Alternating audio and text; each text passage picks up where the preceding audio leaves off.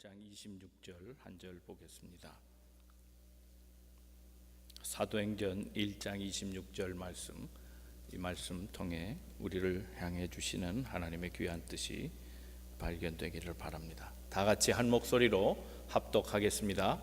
제비 뽑아 마띠아를 얻으니 그가 11사도의 수에 들어가니라. 아멘. 예수님께서 승천하신 후에 좀 방황했죠. 많은 제자들이 다 흩어졌습니다. 그러던 중에 주님의 승천 바로 직전에 하신 말씀이 기억이 되고, 그래서 흩어졌던 무리들이 모이기도 하고 여전히 흩어져 있기도 하고, 그런 혼란스러운 상황에서 그때 다시 일부의 사람들이 모여가지고 재정비하면서 우선 12 제자를 채우자, 그렇게 결의를 합니다. 유다가 배신하는 바람에, 그가 또 생을 자살로 마감하는 바람에 11명의, 그래서 한 명의 공수가 생겼는데, 그 한 명을 뽑는 과정이 오늘 사도행전 1장에 소개되어 있고, 그 투표의 과정을 거쳐서 마띠아라고 하는 사람이 새롭게 선출되는 모습을 봅니다. 오늘은 마띠아 얘기입니다. 이 마띠아 한 사람이 12를 채웠다. 그리고 그가 부름받아 끝까지 충성하는 자로 사역했다. 이 말씀이 오늘 우리에게 새겨지는 또 다른 하나님의 은혜가 있기를 바랍니다. 이 말씀을 통해서 우리 제자됨의 의미를 다시 생각해보고, 우리 삶에서 주와 동행하는 길이 무엇일까? 우리가 맡은 직무를 감당한다고 하는 것이 어떤 일일까 생각해보고, 우리 모두에게 주시는 하나님의 은혜가 넘치기를 주님의 이름으로 축원합니다. 우리 옆에 분 서로 권면하시고 말씀 듣겠습니다. 하나님은 오늘도 당신을 향한 계획을 가지고 계십니다. 첫째, 마띠아를 생각하면 제자됨의 자격을 충족시킨 사람이라는 것을 알 수 있습니다. 자, 제자는 누구일까요? 제자가 되려면 두 가지를 갖추고 있어야 됩니다. 하나는 주와 동행한 사람이어야 합니다. 또 하나는 주의 부활을 체험한 사람이어야 합니다. 이게 제자의 조건입니다. 오늘 본문 우리가 끝에 부분만 읽었습니다만은 앞부분 한번 읽어보죠. 21절 22절 한번 같이 읽어보도록 하겠습니다. 시작. 이러함으로 요한의 세례부터 우리 가운데서 올려져 가신 날까지 주 예수께서 우리 가운데 출입하실 때에 항상 우리와 함께 다니던 사람 중에 하나를 세워 우리와 더불어 예수께서 부활하심을 증언할 사람이 되게 하여야 하리라 하거늘. 개역성경이 이렇게 어렵습니다. 되게 하여야 하리라 하거늘. 간단하게 얘기할 수도 있는데 옛날 성경은 이렇게 어렵습니다. 자, 내용은 이겁니다. 제자를, 그 공수를 채워야 하는데, 그 공수를 채울 조건은 예수가 세례받은 이후부터 그리고 하늘로 올라갈 때까지 늘 출입을 같이 했던 사람, 그 중에 한 사람이 제자가 되어야 된다는 겁니다. 그러니까 예수와 함께 삶을 살지 않은 사람은 제자가 될 수 없다는 겁니다. 자격에서 탈락입니다. 주와 함께 산 사람, 그리고 주의 부활을 함께 체험한 사람, 이런 사람이 돼야 된다. 베드로 얘기입니다. 이 조건을 충족하는 사람이 둘로 추천됩니다. 배수공천이 됩니다. 한 사람이 우리가 잘 아는 지금 마띠아고, 또 한 사람이 이름이 많습니다. 바사바라고 하는 사람, 또 하나는 유스도, 그런 이름을 가졌고, 또 다른 이름이 있는데 요셉이라 하는 사람입니다. 이름이 많다는 건 뭘까요? 별명이 많다 그렇게 얘기해도 되겠습니다만은, 당시 문화 지역적인 그런 상황을 살펴보면 이 사람은 여러 지역에서 활동했던 사람인 걸 알 수 있습니다. 유대 지역에서도 활동하고 헬라권에서도 활동을 했던 그런 사람인 것을 쉽게 짐작해 알 수 있습니다. 그의 이름을 보면 바사바라 그랬거든요. 23절에 보면 바사바라 그랬는데, 바사바라는 뜻은 우리가 자꾸 얘기하죠. 성경 인물 공부할 때 바는 아들이란 뜻입니다. 그러니까 정확하게 말하면 이름이 아닙니다. 바돌로메, 돌로메 아들이라는 뜻이지 바돌로메가 이름이 아닙니다. 바요나, 시모나 그랬죠. 바요나, 요나의 아들이란 뜻입니다. 바라는 말은 아들이란 뜻이거든요. 그러니까 바사바도 이름이 아닌 걸 알 수 있습니다. 즉 사바의 아들입니다. 그런데 사바라는 본래 뜻은 뭔가 하면 샤바스입니다. 샤벳, 안식일이라는 뜻입니다. 샤벳, 샤바트, 샤바트, 샤벳 다 같은 말입니다만 샤벳, 그러니까 바사바, 즉 안식일의 아들이다. 이 말로 미루어 보면 그는 정통 유대인이라는 걸 알 수 있습니다. 유대 지역에서 이런 닉네임만 써도 다 아는 사람이라는 겁니다. 또 다른 이름으로 유스도라 그랬습니다. 유스도, 유스투스, 라틴어로 하면 헬라 말도 같습니다만은 정의롭다는 겁니다. 의로운 자, 그런 얘기입니다. 그러니까 이 사람은 바이링구얼한 사람이라 하는 걸 알 수 있고, 두 문화 그 경계를 마음껏 뛰어넘었던 사람이라는 걸 알 수 있습니다. 헬라권에서도 쓰임받는 사람입니다. 우리식으로 얘기하면 1.5세입니다. 이것도 저것도 다 가능한 사람, 바일링결한 사람. 헬라권에서도 유스도 그러면 아는 사람, 그만큼 유명한 사람입니다. 더군다나 이 사람의 마지막 이름은 요셉이라 그랬는데, 요셉의 몇 가지 그 언어적 의미가 있지만 그 중에 하나 의미가 더함이라는 게 있습니다. 오늘 우리 교회 1년 표가 날마다 더하게 하소서 하라는 표죠. 그 더함이라는 뜻이 요셉 안에 있습니다. 다시 말하면 지금 11명에 한 명을 더하게 한다면 누가 될까요? 그 이름이 가리키는 바에 의하면 운명적으로 이 요셉이라는 사람이 돼야 됩니다. 그는 이미 국제적 사회에서 자격을 갖춘 사람이고, 그렇다고 해서 복음에 대해서 눈먼 자가 아니라 정통 유대인이기 때문에 그렇습니다. 유대인 정통파였고, 또 그렇다고 유대 국한에서 있는 복음의 확장성을 생각할 때 단지 일부분에 쓰임받는 사람이 아니라 헬라권 전체에 쓰임받을 수 있는 그런 사람이 공천되어 나왔지만 뽑혀지지 않습니다. 더군다나 유대인의 성격상 문화적인 그런 성격으로 말하면 먼저 언급된 자가 1번입니다. 그가 1순위라는 뜻입니다. 그리고 2순위로 선택된 사람이 마띠아인데 2번은 잘 알려지지 않았습니다. 물론 그가 13번째 사도로서 자격을 갖춘 사람이기에 그는 아마 70인 제자 가운데는 들지 않았는가, 또는 120명의 제자 가운데 들 수 있는, 그래도 예수와 먼 거리지만 그래도 다른 사람들보다는 지척에서 활동했던 사람인 것은 틀림없으나 그의 앞에도 얘기가 안 나오고 그의 뒤에도 얘기가 안 나옵니다. 그만큼 그는 인지도가 떨어지고 예수와 함께한 자들을 찾아내다 보니 그래도 자격이 있어서 올라가긴 했지만 2순위로 두고 1순위를 뽑으려고 했던 겁니다. 그런데 결과는 그렇지 않습니다. 1순위 요셉이 떨어지고 2순위였던 마띠아가 됩니다. 이걸 뭘로 설명합니까?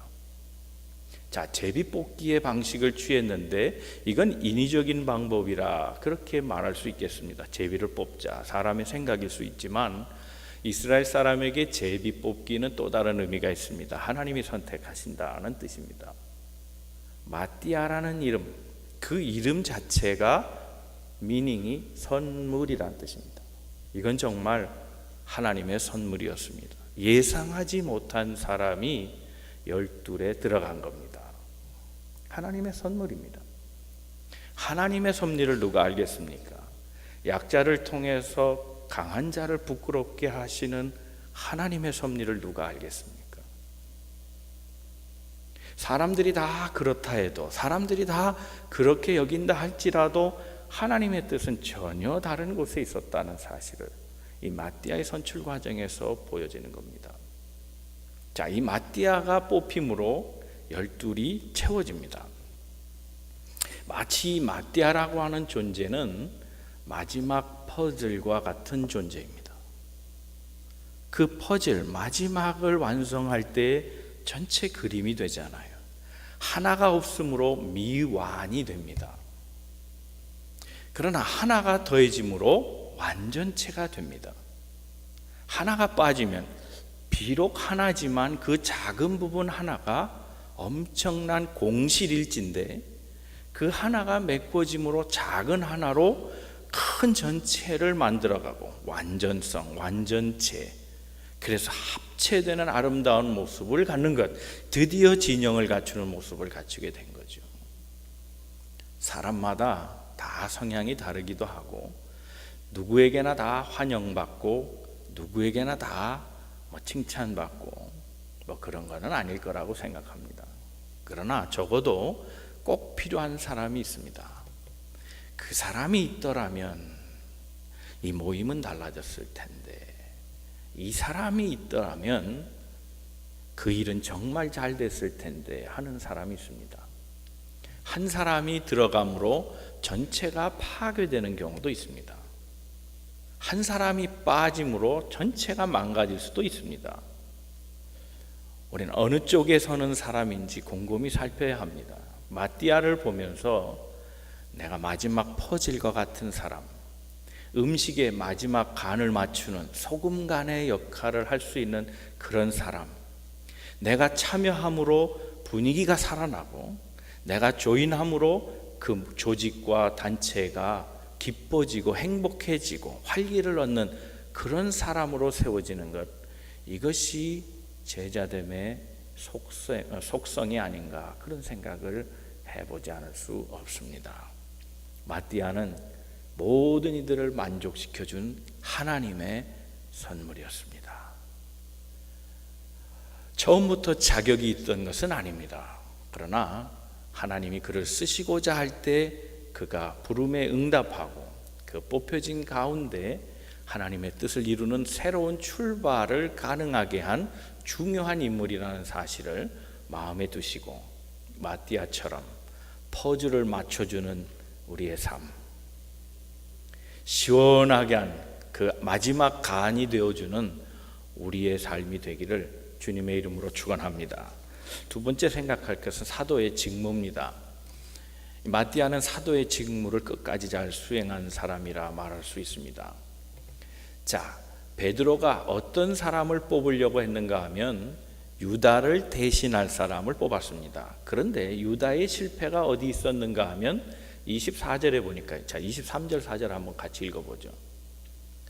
24절 읽겠습니다. 시작. 그들이 기도하여 이르되 무사람이 마음을 아시는 주여, 이 두 사람 중에 누가 주님께 택하신 바 되어 봉사와 및 사도의 직무를 대신할 자인지를 보이시옵소서.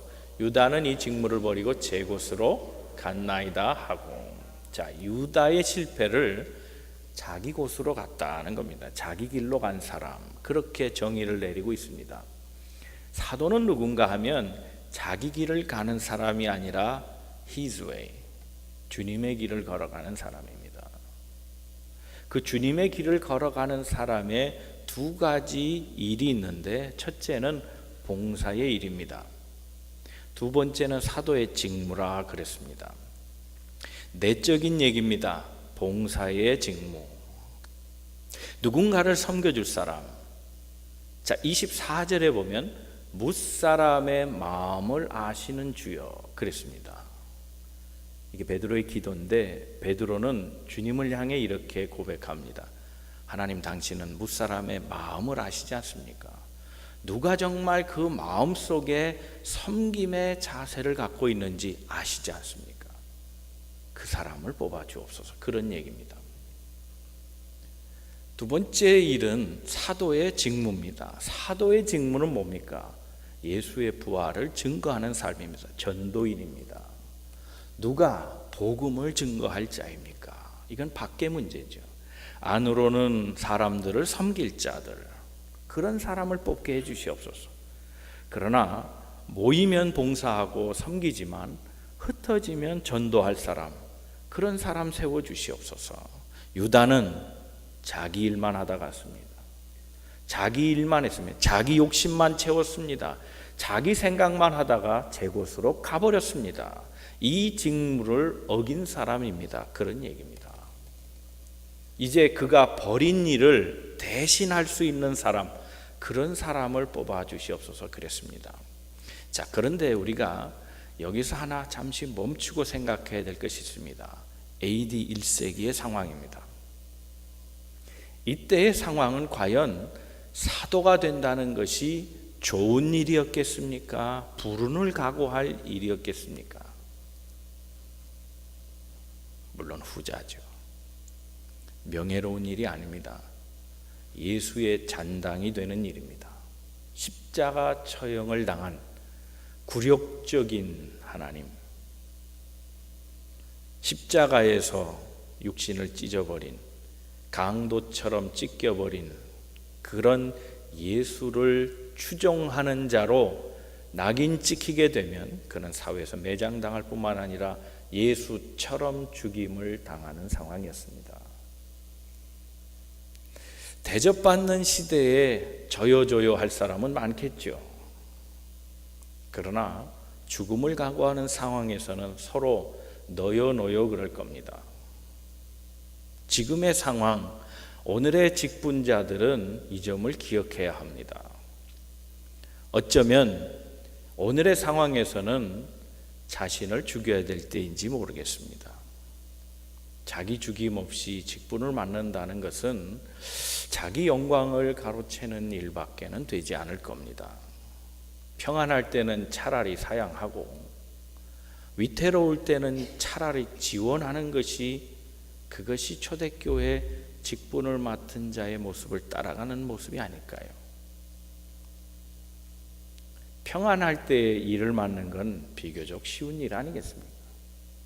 목숨을 내놓고 일한다는 건 쉬운 일은 결코 아닐 겁니다. 이때의 사도가 된다는 것은 목숨을 내놓은 겁니다. 그런데 그는 정말 사도의 직무를 다한 사람이었습니다. 그는 선교자였습니다. 그가 어떤 일을 했다 하는 것은 나타나지 않습니다. 그는 마지막 퍼즐을 마친 자라 말씀을 드렸는데 중심에 선 것이 아닙니다. 그 퍼즐을 마침으로 그가 정중앙에 선 것도 아니고, 그는 그냥 그 이후에도 무명으로 살았지만 그의 마지막에는 그의 사도로서의 전적이 갑바도니아, 에디오피아, 구소론이 붕괴하면서 흑해의 북쪽 부분이었던 지금의 조지아 공화국, 그 공화국의 킬키도라고 하는 그곳에 순교자로 섭니다. 일설에 의하면 그는 십자가형을 당했지만 죽지 않아서 끌어내려 목을 잘랐다 하는 그런 전설이 내려져 옵니다. 그럼 마지막까지 사도로서 무명한 자였지만 목숨을 내어놓고 그 직임을 감당했던 하나님의 사람이었습니다. 위기의 때에 나설 수 있는 사람, 그것이 진짜 직분자 아닐까요?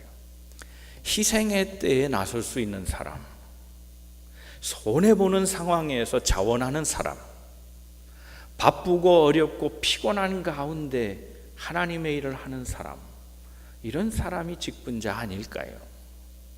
봉사의 일을 하고 사도의 직무를 다한 자를 뽑게 하소서, 그 조건에 만족시켜준 사람이 마띠아였다는 사실입니다. 세 번째 우리가 마지막 생각할 것은 오늘의 마띠아입니다. 오늘의 마띠아. 그는 13번째 사도가 됐습니다. 그 다음 14번째 사도는 누구입니까? 자, 제자됨의 자격 그 두 가지라 그랬습니다. 하나는 예수와 활동을 같이 한 사람이어야 합니다. 두 번째는 예수의 부활을 체험했어야 했습니다. 자, 이 조건에 의하면 바울은 사도가 아닐 수 있습니다. 예수와 함께 활동한 적이 없습니다. 예수의 십자가, 예수의 부활 직접 목격한 적도 없습니다. 그는 다메섹에서 내가 주를 만났다 하고 주장할 뿐이지 다메섹의 환상이 요즘 말로 하면 레알 지저스를 본 것은 아닙니다. 그는 자기에 대해서 얘기합니다. 내가 왜 사도가 아니냐? 나는 사도다라고 얘기합니다. 도대체 무슨 근거로 그는 자기를 사도라 그랬을까요? 우리가 잘 아는 대로 바울은 예수님과 함께 살았던 사람 아닙니까? 예수의 부활의 증인 아닙니까? 더더군다나 그가 나는 사도라고 강변하는 것은 사람이 세운 사도가 아니라 하나님의 사도였다. 하나님이 날 세웠다. 그렇게 주장하고 있습니다. 갈라디아서 1장 1절 말씀입니다. 한번 말씀 같이 읽어보겠습니다. 시작. 사람들에게서 난 것도 아니요 사람으로 말미암은 것도 아니요 오직 예수 그리스도와 그를 죽은 자 가운데서 살리신 하나님 아버지로 말미암아 사도된 바울은, 마띠아는 어떤 의미에서 보면 베드로가 세운 사람입니다. 베드로가 투표 방법도 정합니다. 제비뽑기 하자. 베드로가 조건을 제시합니다. 우리 가운데 뽑혀야 될 사람은 예수와 함께 세례 때부터 같이 있던 사람이어야 하고 예수의 부활 그 증인으로 참여한 자다. 그렇게 정해놨습니다. 그러나 바울은 이 기준에 못 미치지만 그는 담대하게 얘기합니다. 내가 왜 사도가 아니냐? 주와 함께 고난을 당했고 주와 함께 죽을 때도 경험했고 주와 함께 배고팠으며 나는 언제나 내 삶에서 주와 함께 복음을 증거하고 살아왔다. 나는 언제 어디서든지 예수 부활의 역사를 증거하고 내 삶에서 한 번도 주를 떠나 살아본 적이 없다. 주와 함께 죽고 주와 함께 살고. 그는 하나님의 사도였습니다. 그렇다면 바울이 사도 되었다면 오늘 우리는 베드로가 제시한 이 제자됨의 조건에서 우리는 한 가지 희망을 봅니다. 우리도 사도가 될 수 있습니다.